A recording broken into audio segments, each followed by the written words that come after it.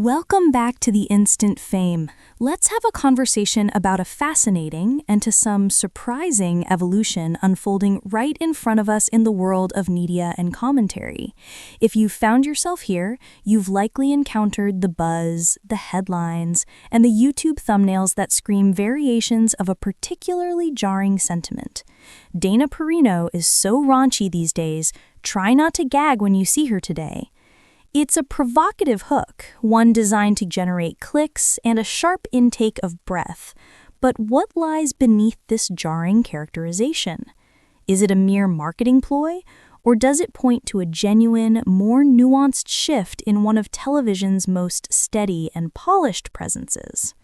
To understand what's truly happening, we need to look beyond the inflammatory headlines and examine the data, the cultural currents, and the natural arc of a long and varied career.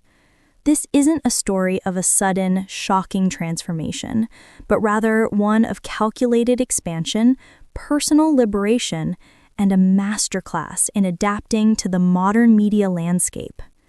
If we consult the pulse of public curiosity through tools like Google Trends, the narrative becomes instantly more complex and far more interesting than the viral videos suggest. The data doesn't simply show a spike for Dana Perino raunchy. Instead, we see a mosaic of related queries. People are searching for her new book, her podcast Perino on the Party, and clips from her lighter, more conversational segments on The Five.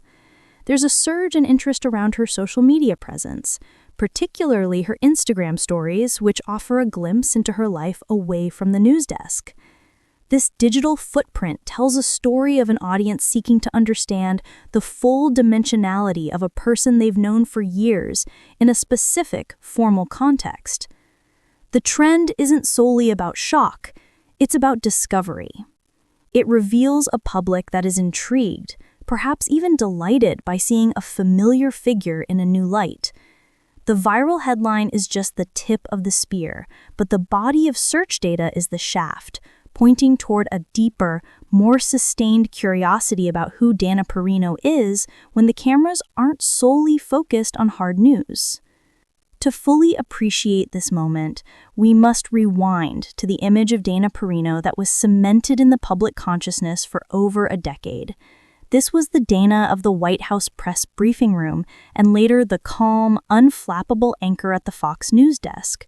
Her persona was defined by a quiet, steely competence, a meticulous professionalism, and a refusal to be baited into partisan theatrics.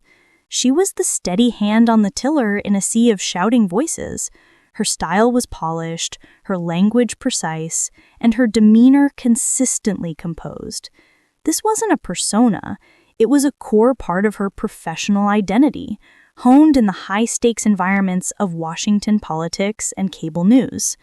For millions of viewers, she represented reliability and intelligence, a trusted guide through the day's complex events.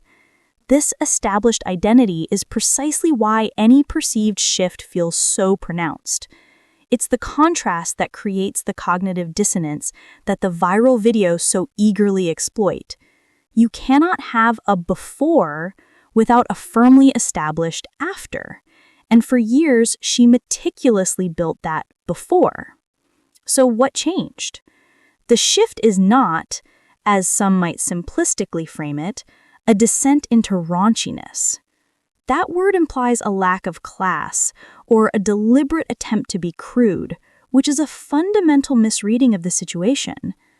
A more accurate description is a strategic and deliberate embrace of authenticity, humor, and relatability. This evolution began subtly. It was the wry smile after a witty retort on The Five. It was the self-deprecating story about her dog, Jasper. It was the gradual willingness to share more of her personal life and opinions beyond the political sphere. This opening of the aperture accelerated with the launch of her podcast and her more active role on social media. On these platforms, less constrained by the formal structure of a news broadcast, a different side of her personality emerged, one that was playful, candid, and yes, occasionally cheeky. She began to speak more freely about her life with her husband Peter, sharing humorous marital anecdotes. She'd comment on popular culture, from reality television to the latest streaming series, with a wit and candor that was new to her public audience. This wasn't a new person. It was the same person allowing a different facet of her personality to shine through in a different context. The viral videos that decry this change as raunchy often seize on these very moments of candor. A playful innuendo about a date night, a witty and slightly ribald joke about a political figure's gaffe, or a frank discussion about life and relationships on her podcast. When isolated and presented with a sensationalist headline, these moments can be framed as a shocking departure. But when viewed in the full context of her broader commentary, they are simply elements of a more rounded human presentation. She isn't tearing down her professional persona, she is building a personal one alongside it. This is a calculated risk in an attention economy. In a media environment saturated with voices, being solely the steady, reliable anchor is no longer enough to capture and hold audience engagement across multiple platforms. The most successful media personalities today are those who can forge a parasocial connection with their audience, the feeling of a genuine personal relationship. By sharing her humor, her vulnerabilities, and her unfiltered opinions, she is not being raunchy, she is being strategic. She is building a brand that is resilient, multi-platform, and deeply connected to her audience. This evolution also speaks to a broader cultural moment, particularly for women in the public eye. For decades, women in news and commentary were expected to fit into a narrow box, serious, composed, and often somewhat impersonal. Expressing a robust sense of humor, especially one with an edge, or openly discussing the realities of one's personal life, could be unfairly and swiftly labeled as unprofessional, or, in the most sexist of terms, shrill or emotional. What we are witnessing with Dana Perino, and with many other women of her generation, is a breaking of that mold. It is a declaration that a woman can be both impeccably professional and genuinely funny. She can analyze geopolitics with acuity in one segment and share a hilarious story about a domestic mishap in the next. This isn't a diminishment of her power or intellect. It is an expansion of it. It claims new territory and refuses to be limited by outdated expectations. The criticism of being so raunchy often carries an undercurrent of this old-world thinking, a discomfort with a woman confidently occupying space with both her intelligence and her humor. Furthermore, this narrative overlooks the sheer discipline required to manage such a public evolution. The old Dana Perino, the sharp, disciplined communicator, has not vanished.